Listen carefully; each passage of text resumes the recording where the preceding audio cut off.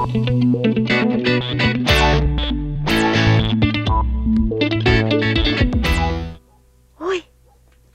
Mikey. Ay, nako. Parang ayoko pa matulog. Pagkwentuhan muna tayo. Sige. Napapansin mo ba? Di ba ang bait-bait nila sa atin? Lalo na si Dario. Patty, ikaw talaga, ngayon lang natin nakasama yung mga yon, sasabihin mo, mabait na sila. Eh, totoo naman yun ah. Diba? Alam mo naman ako, hindi ako magkakamali. Tingnan mo si Daniel, ang bait-bait. Nako tingin ko type na type mo yan si Daniel. Ano naman masama doon? Binata naman siya, dalaga naman ako, diba? No way! Ako magkakagusto kay Patty? Yak! Sabi mo lang yun, dahil wala siya rito. Pag nagkita kayo, tingnan mo. Ano? Eh, ikaw nga may gusto kay Mikey. Tingin ka ng tingin. Hoy, hindi ako tumitingin sa kanya, no? Siya ang tingin ng tingin sa akin.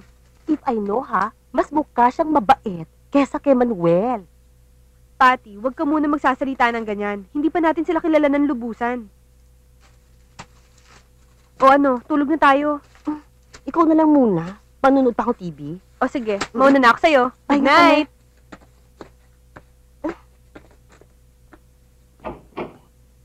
Ingatan niyo po si Daniel. Hi! Hello? Hello? Diyos ko, ano ba naman ito nangyayari sa akin?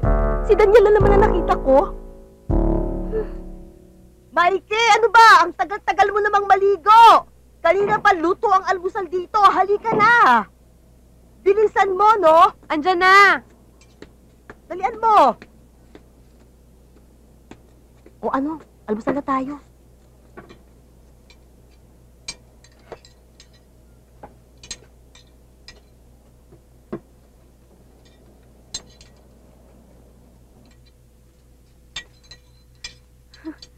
Mukha yatang talagang inubos mo na lahat ng pagkain, ha? Alam mo, Mikey, lately nga nararamdaman kong wala akong ganang kumain. Kaya ito, ganito kain ko.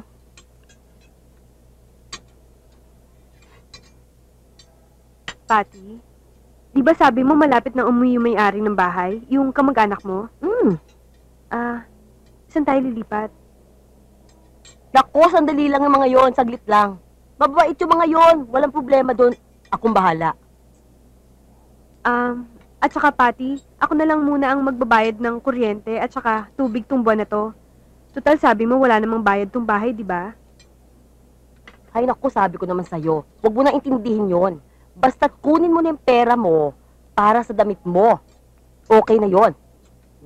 Ha? Oh, bakit? Ay, inuubos ko na. Mag-release ka na. Aalis na tayo. Ha?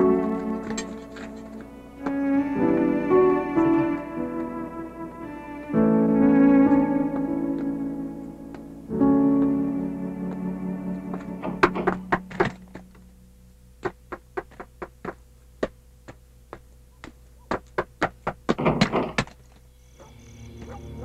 Anong kailangan mo? Ba't nandito ka? Sinadya akong pumunta rito para malaman ko kung anong klaseng tao ang bagong maliligaw ni Mikey. Dahil napapansin kong nahuhulog ang loob niya sa'yo. Pare, pwede ba? Umalis ka na.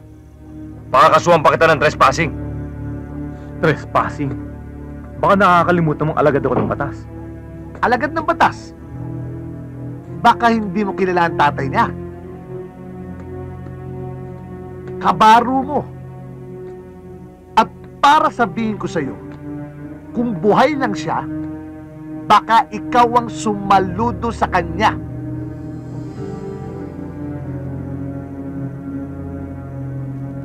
Klaro? Aray na po. Hindi pa tayo tapos. Mula ngayon, ako magiging anino mo.